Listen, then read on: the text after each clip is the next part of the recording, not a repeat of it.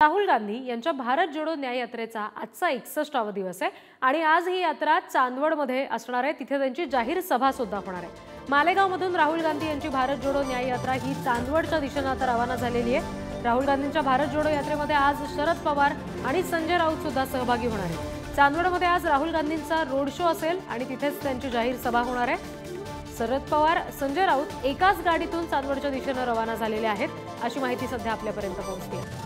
आणखी आपण अपडेट्स घेणार आहोत। प्रतिनिधी अजय माने सध्या आपल्याशी जोडले गेलेत। अजय, काय नेमकं सध्या तिथे घडतंय आणि कधीपर्यंत ही सभा सुरू होऊ शकते?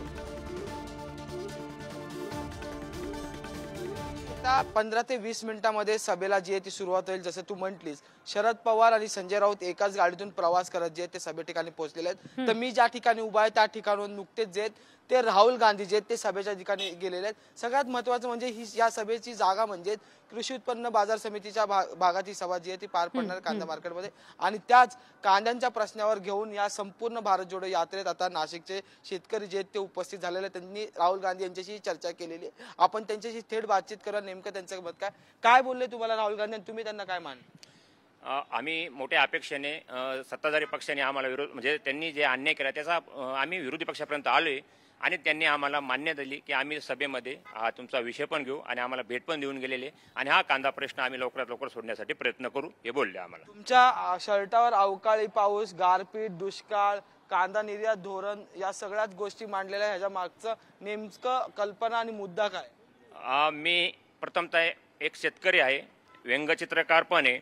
मी शेतात काम करत असताना जी माती असते जी मेहनत घेतात शेतकरी, जी माती असते त्या मातीने मी शेतकऱ्यांचं जे असतं अतिवृष्टी गारपीट काय असेल त्यांना जे नुकसान सहन करावं तर मी पूर्ण माझ्या शर्टावर चित्रित केलेले आणि माझ्या या समस्या मी तिथं मांडलेल्या आहे। एकीकडे तुम्ही म्हणता ते तुमच्या या समस्या आहेत, पण या ठिकाणचे जे ते लोकप्रतिनिधी होते त्यांच्याकडे तुम्ही या संदर्भात मुद्दा उपस्थित केला का? तुम्हाला राहुल गांधी समोर या समस्या का मांडाव्या वाटतं?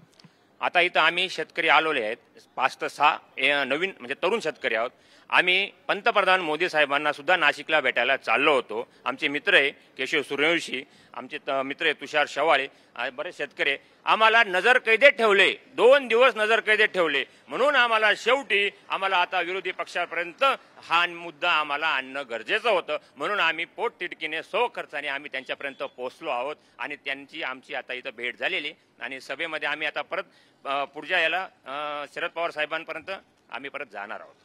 जसं आपण यांनी म्हटलं आणि तसंच दुसरीकडे महत्वाचं म्हणजे नाशिक आणि कांदा उत्पादन शेतकरी किंवा मग कृषी उत्पन्न समितीची बाजारपेठ असेल या सगळ्या गोष्टी ज्या आहेत त्या हा महाराष्ट्रात महत्वाचा मुद्दा असतो। मागच्या अनेक दिवसांपासून कांदा निर्यातीचा मुद्दा चर्चेला जात होता आणि त्यातच सत्ताधारी त्यांचं मत ऐकत नाही असं त्यांचं मत त्यांनी मांडलेलं, त्यांना नजर कैदेत ठेवलेलं असेल ते म्हटलेलं आणि त्यामुळे त्यांनी आता सत्ताधारी ऐकत नाही म्हणून विरोधी पक्षांकडे अपेक्षा केलेल्या आणि त्यासाठी हा संपूर्ण रथ जो आहे तो बनवण्यात आलेला आणि हा रथ या संपूर्ण भारत जोडो न्याय यात्रेत समाविष्ट होणार आणि त्यामुळे त्यांची जी मागणी आहे ती या संपूर्ण रथातून हे संपूर्ण नाशिकचे मालेगावचे शेतकरी या खाली मी या रथाच्या आजूबाजूला सुद्धा हे शेतकरी मंडळी उपस्थित राहिली होती। काही वेळापूर्वी जेव्हा राहुल गांधी या ठिकाणाहून निघाले तेव्हा त्यांना निवेदन सुद्धा दिलेलं आणि त्यानंतर आजची सभा पार पडल्यानंतर हे संपूर्ण शेतकरी मंडळ जे म्हणजे ही सगळी शेतकरी मंडळी थेट शरद पवारांच्या सुद्धा भेटीला जाणार आणि त्यांचे मुद्दे जे काय आहेत ते मागणार आहेत। निश्चितच मुख्य म्हणजे या सगळ्यातून तोडगा निघतो का, यांच्या सगळ्यांच्या हाती काही लागतं का हे बघणं महत्त्वाचं असेल।